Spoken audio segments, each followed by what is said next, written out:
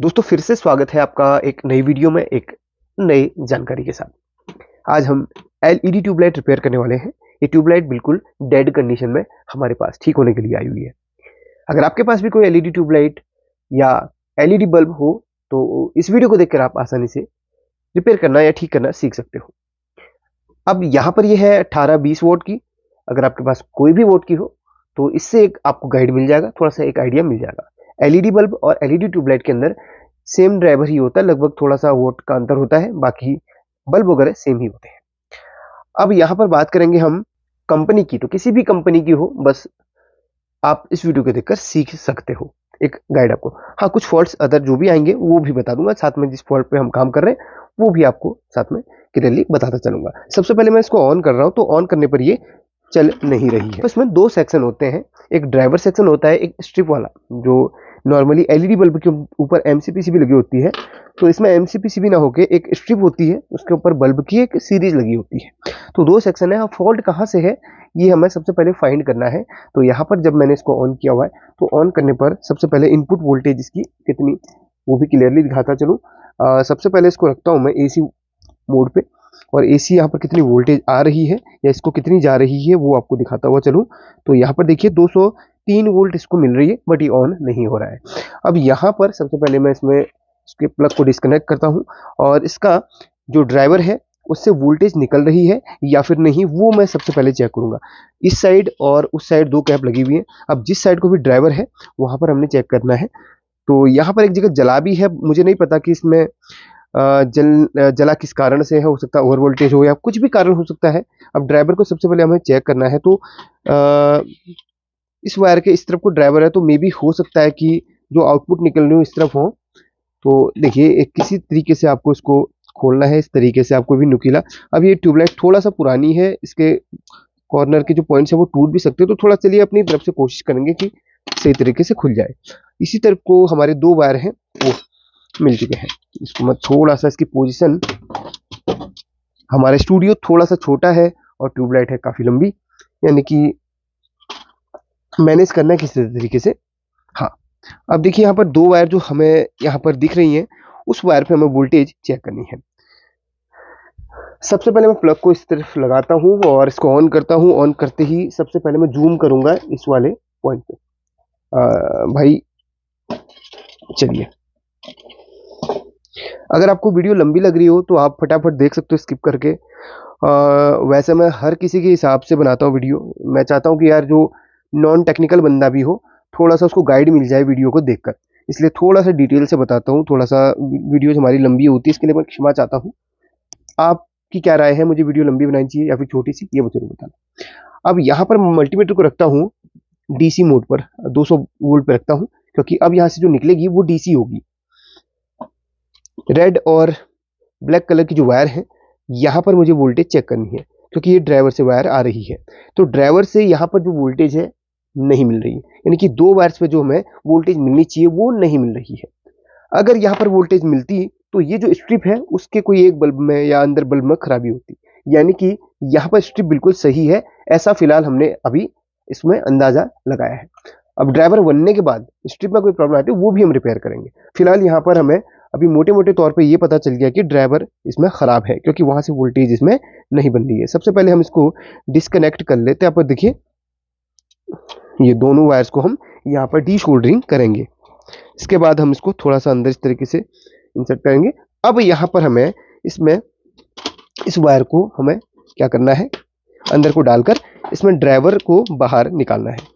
यहाँ पर थोड़ा सा टूटा भी है, तो कोशिश करते मशक्कत करते हैं कि ड्राइवर यहाँ से सक्सेसफुली निकल जाए, कोई भी हमें ज्यादा दिक्कत इसमें ना झेलनी पड़े।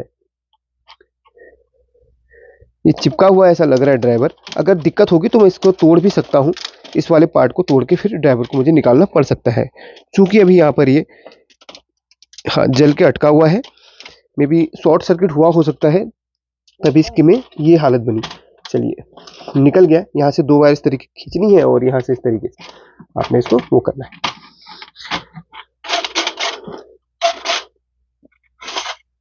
ड्राइवर सक्सेसफुली बाहर निकल चुका है। इसको मैं कुछ देर के लिए थोड़ा सा किनारे कर लेता हूं। अगर आपको हमारी वीडियो अच्छी लग रही हो तो प्लीज वीडियो को लाइक कर लेना। अगर अभी न करना चाहो तो वीडियो को छोड़ने से पहले ज़रूर कर लेना अगर आपका मन हो तो। अब यहाँ पर मैंने काफ़ी जूम कर लिया है और ड्राइवर में आपको कुछ चीज़ें जली हुई नज़र आ रही होंगी।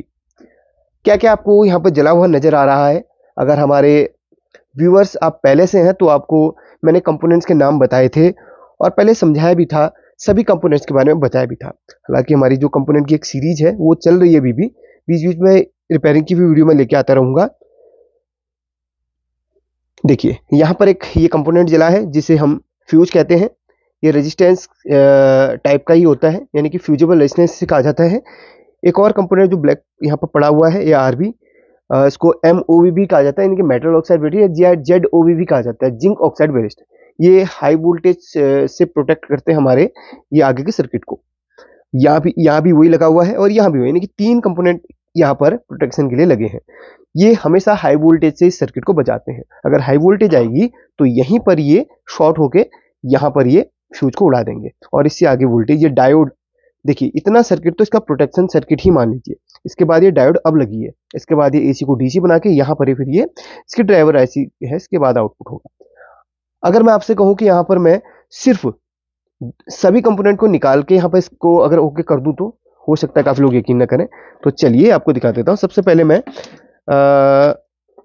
अगर आपके पास कंपोनेंट्स हैं तो नए रिप्लेस करने हैं, नहीं है तो आपको ये तरीका अपना लेना जैसे मैं आपको बता रहा हूँ। सबसे पहले हम अपने इस मल्टीमीटर को कंटिन्यूटी मोड में रख लेते हैं, क्योंकि लगभग 80% कंपोनेंट्स को हम यहाँ से ही चेक करते हैं। तो जो मुझे यहाँ पर डैमेज लग रहा है उसको तो पहले मैं हटा देता हूँ।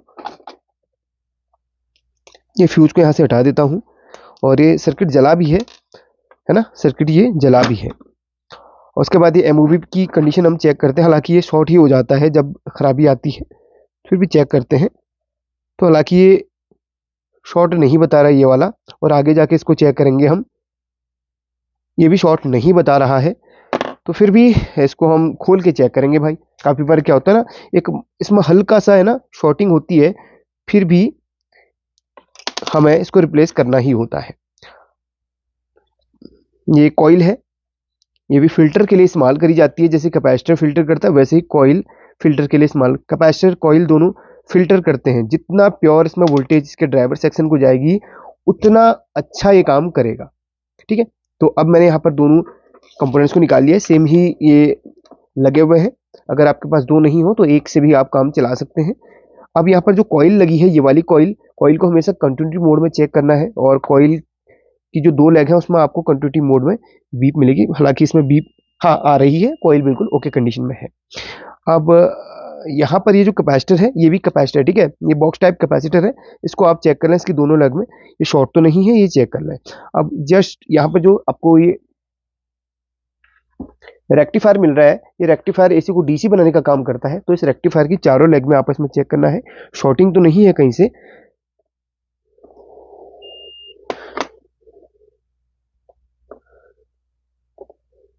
एक सेकंड, मैं अपने दूसरे मल्टीमीटर का इस्तेमाल करूंगा क्योंकि इस मल्टीमीटर ने मुझे काफी बार धोखा दिया हुआ है। इस मल्टीमीटर को कुछ देर में रेस्ट करने के लिए रख लेता हूं, क्योंकि इस मल्टीमीटर ने बहुत काम किया आज दिन में। इस वाले मल्टीमीटर का मैं इस्तेमाल करूंगा। अच्छा, आपको मेरी मल्टीमीटर की जो डिस्प्ले है बड़ी बड़ी अजीब सी लग रही होगी ना, इसको मैंने मॉडिफाई किया हुआ है बहुत ही स्पेशल तरीके से। आप मेरी मॉडिफिकेशन की वीडियो देख सकते हैं। चलिए, इस मल्टीमीटर से अब हम कंपोनेंट्स को चेक करेंगे। लगभग रेक्टिफायर के ही आसपास के सभी कंपोनेंट को हम चेक कर लेंगे, क्योंकि यहीं पे ही जो शॉर्टिंग बनी हुई है। रेक्टिफायर सही कंडीशन में है और यहाँ पर एक कॉइल भी सही आ रही है। अब यहाँ पर मैं एक बारी देखिए, ये 2 वायर्स में पहले इनको अलग कर लेता हूँ और ये फेज न्यूट्रल डायरेक्ट मैं क्या आपको यहाँ पर लगा लूंगा। ठीक है, ये रेक्टिफायर के ही पास में फेज न्यूट्रल को कनेक्ट कर लूंगा। यहाँ पर देखिए, ये रेक्टिफायर यहाँ से इनपुट हुआ, ध्यान दीजिए यहाँ से ये वायर इनपुट हो रही है, इसको अभी छेड़ना नहीं है, डायरेक्ट ही फेज न्यूट्रल में रेक्टिफायर के ही इधर पे लगा लूंगा। फिर मैं देखूंगा कि यहाँ पर वोल्टेज बन रही है कि नहीं। अगर वोल्टेज बन रही होगी तो इसका मतलब ये है कि हमारा ये काम करेगा सही तरीके से। नहीं बन रही होगी तो फिर मैं इसके आगे आईसी वगैरह चेक करूंगा, जो भी इसमें है, जो भी फॉल्ट आगे रहेगा वो उसको हम चेक करेंगे। फिलहाल ऐसे हम इसको चेक करते हैं। देखिए, इसको हम ऑन करते हैं और यहाँ पर वोल्टेज चेक करेंगे। हम यहाँ पर वोल्टेज चेक करेंगे। या फिर यहाँ पर डायरेक्टली वोल्टेज चेक करेंगे। इस वायर को इधर को हम फिलहाल रख लेते हैं ऐसे करके, और ये दोनों अलग कर लेते हैं ताकि आपस में टच ना हो, इस बात का ध्यान रखना है। मल्टीमीटर को मैं डीसी चलिए सबसे पहले मैं इसको है ना यहाँ पर ऑन कर लिया है, और मल्टीमीटर को सबसे पहले मैं एसी मोड पे रखता हूँ और यहाँ पर चेक करवाता हूँ कि एसी वोल्टेज यहाँ पर आ रही कि नहीं। एसी वोल्टेज बिल्कुल बन रही प्रॉपर। अब डीसी वोल्टेज आउटपुट में चेक करूंगा तो उसको 200 वोल्ट डीसी पे रखता हूँ, और एक कैपेसिटर के पास में जहां से 2 वायर निकली हुई हैं उधर ही पे मैं चेक करूंगा। 105 वोल्ट डीसी ये बना रहा है, इसका मतलब ये प्रॉब्लम सॉल्व हो चुकी है। मैंने अनप्लग कर लिया है, और ये जो वायर्स हैं इनको मैं आपस में टच करके शॉर्ट कर लूंगा, क्योंकि ये चार्ज हो जाता है ना कैपेसिटर, तो उसको मैं शॉर्ट कर लूंगा। अब मैं जो ट्यूबलाइट का ये भाग पड़ा हुआ है इसमें मैं कनेक्शन करके एक बार इसको टेस्ट करके देख लेता हूँ। इसमें जो एमसीपीसी भी लगी है या इसमें जो स्ट्रिप लगी है उसमें कोई प्रॉब्लम तो नहीं है, उसको भी एक बार चेक कर लूंगा। फाइनल टेस्टिंग होएगा ये हमारा।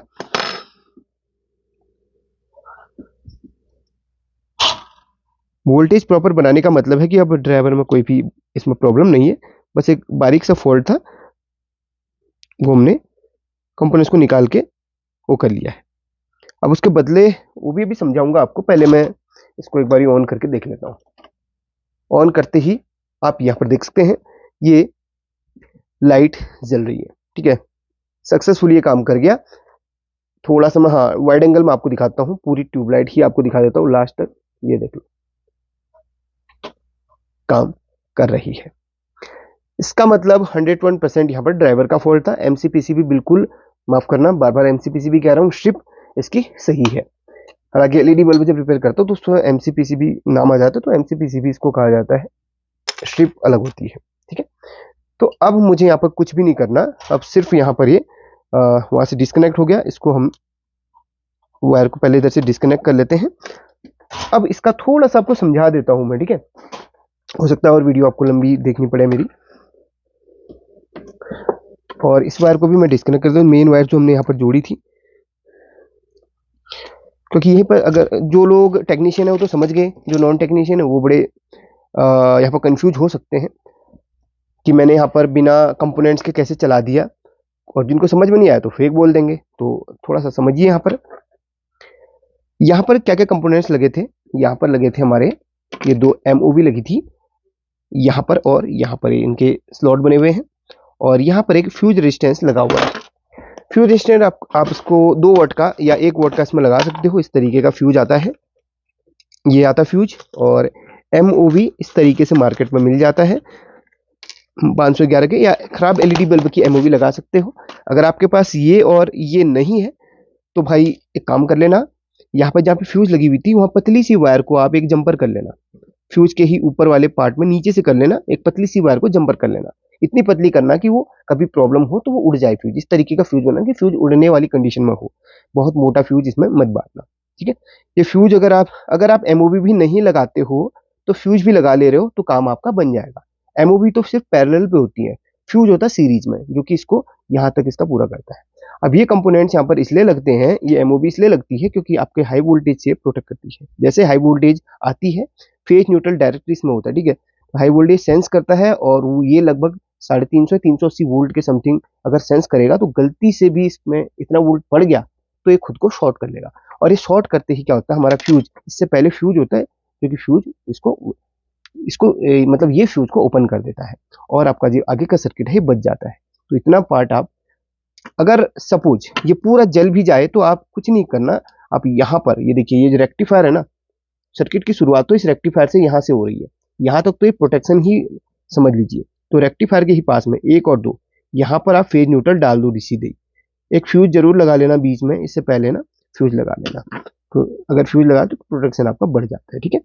तो मेरे पास तो एमओवी है, दूसरी लगा लूंगा मैं फ्रेश, ये वाली एक एमओवी यहाँ पर लगा लूंगा और एक फ्यूज रेजिस्टेंस के ऊपर डाल दूंगा। बाकी जो भी यहाँ पर सर्किट कटा हुआ है वो मूव कर दूंगा। अगर आपके पास नहीं है तो डायरेक्ट फ्यूज न्यूट्रल यहाँ पर लगा के काम अपना चला सकते हैं, ठीक है। तो इसको लगा लूँ और उसके बाद में पैकिंग किस तरीके से करता हूँ वो भी दिखा दूंगा। सॉरी, वीडियो थोड़ा सा लंबी हुई क्योंकि डिटेल से बताना भी बहुत जरूरी था। अच्छा, एमओवी को चेक करने का तरीका तो नहीं बताया आपको मैंने। कंटिन्यूटी मोड में ये वाली एमओवी वैसे उस मल्टीमीटर में सही बता रहा था, लेकिन फिर भी अभी चेक कर लेते हैं हम। इसमें कोई भी वैल्यू नहीं आ रही, ये फिलहाल ये सही बता रहा है, लेकिन अब ये जला हुआ है तो मुझे डाउट है, इसकी जगह मैं दूसरा लगाऊंगा ही लगाऊंगा। तो एमओवी कभी कभी क्या होता है ना, यहाँ पर इंटरनली अगर कुछ भी वैल्यू दे तो समझ लीजिए एमओवी आपके अंदर से खराब हो चुकी है, या बीप देगी तो खराब हो चुकी है। सही एमओवी में कोई भी वैल्यू नहीं आती है, कोई भी बीप नहीं आती है, मल्टीमीटर कोई भी हलचल नहीं करता है। हालांकि ये जब शॉर्ट सर्किट हुआ होगा उस समय ये धुएं से काली हो गई, लेकिन मैं यहाँ पर फ्रेश लगाऊंगा। ठीक है, इसकी वैल्यू अगर आपको देखना चाहे तो देख सकते हैं। एमओवी नहीं, जेडओवी है हमारे पास, जिंक ऑक्साइड वेरिस्टर, लेकिन है ये वेरिस्टर 070 511 के इसकी वैल्यू है। और ये जो फ्यूज रेजिस्टेंस है ये हमारी 10 ओम्स की है, ये फ्यूजेबल ही होती है। ठीक है, ये फ्यूज के लिए इस्तेमाल होती है, 10 ओम्स की है। अगर हम इसकी वैल्यू आपको दिखाएं, थोड़ा सा जूम डाउन कर लूं और इसकी वैल्यू आप देख सकते हैं, 10 ओम्स की इसकी वैल्यू होती है, 10 ओम्स की इसकी वैल्यू होती है। ठीक है, अगर आपके पास 10 ओम्स नहीं हो तो 20 30 उससे ऊपर भी लगा सकते हैं। चलिए ये काम कर लूँ फिर आपको दिखाता हूँ। यहाँ पर मैंने फ्यूज रेजिस्टेंस और एमओवी को लगा लिया है। देखिए ट्रैक जल गया था तो थोड़ा सा इस तरीके से मैंने लगा लिया, अपने तरीके से थोड़ा सा मजबूत ही किया है इसे। देखिए अब यहाँ पर इसको फंसाना है ट्यूबलाइट के अंदर। ये फंसेगा कैसे, बहुत लोगों के मन में विचार आ रहा होगा, काफ़ी लोग तो कर लेंगे दिमाग लगा के। जिनको समझ में नहीं आ रहा तो एक काम कर लेना, यहाँ पर मैं थोड़ा सा स्टूडियो में वाइड एंगल मोड में कैमरे को रखता हूँ, और ये वायर को आपने एक वायर ले लेनी है, और कोई सी भी वायर ले लेनी है, या कोई सा भी आपको पास तरीका हो तो इस तरीके से आप फंसाइए वायर को। ये देखिए इस तरफ वायर आ जाएगी, ये देखिए वायर इस तरफ आ चुकी है। अभी इसको आपने इसके साथ में बांध लेना है, मजबूती से बांध लेना, और टेप वगैरह है तो टेप लगा लेना। देखिए इस तरीके से हमने इसको कर लिया है, और वहां से हम खींचेंगे तो ये इंसर्ट हो जाएगा। आपके पास कोई और तरीका है तो वो भी तरीका आप अपने हमारे कमेंट सेक्शन में शेयर कर सकते हैं, कोई और भी शॉर्ट तरीका हो तो।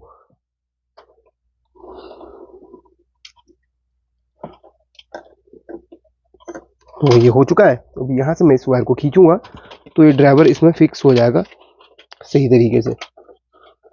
ये देखो यहाँ से इसको मैं धकेलते भी जाऊंगा, तो पहले तो इसको मैं इसकी जगह बना लेता हूँ मैं सही तरीके से। हाँ, ऐसे काम सही तरीके से हो जाएगा। तो अब यहाँ से खींचता जाऊंगा तो ड्राइवर इस जगह पे फिक्स होता जाएगा। ये देखो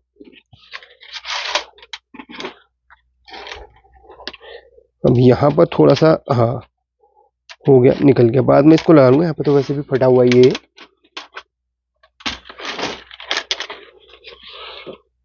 चलिए इतना तो हो गया। अब वायर को यहाँ पे जोड़ना है ना, तो ध्यान दो, हो सकता है इसमें भी बहुत लोग थोड़ा सा कंफ्यूज हो जाएं। तो इधर पर देखिए प्लस माइनस लिखा होता है, प्लस में आप रेड कलर की वायर को और माइनस में आप ब्लैक कलर की वायर को सोल्डरिंग कर लें। प्लस में वायर ये रेड कलर की, ठीक है, जोड़ के आपको दिखाता हूँ। तो ये मैंने जोड़ लिया है, इसको अब हम इस तरीके से अंदर को इंसर्ट कर लेते हैं, और ये जो वायर हमारी एक्स्ट्रा निकल रही ना ये अंदर को डाल देते हैं। और एक कैप जो इसके साथ में मिली थी, ये कैप यहाँ पर लॉक हो जाएगी। चलिए एक टेस्टिंग इसकी फाइनल वाली ले लेते हैं और देखते हैं और आपको दिखाते हैं।